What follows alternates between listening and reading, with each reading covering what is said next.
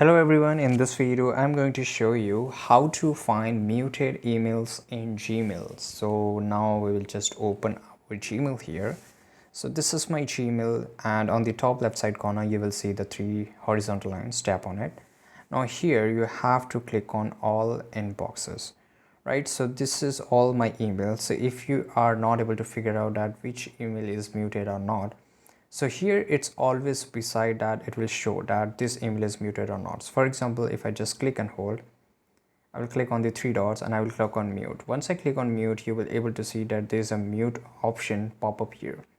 Let me show you, right? And here, so for example, if I just go and check all my emails, right? So for example, if I just go and check all my emails here, you can see that these are the inbox emails, and somewhere you will also find emails which are muted. As you can see here guys, these are the emails which is muted. As you can see, there's an option of muted. So these are some of my emails, or you can see mails are muted and some of them are in my inbox. So if I want to unmute, I will just click and hold.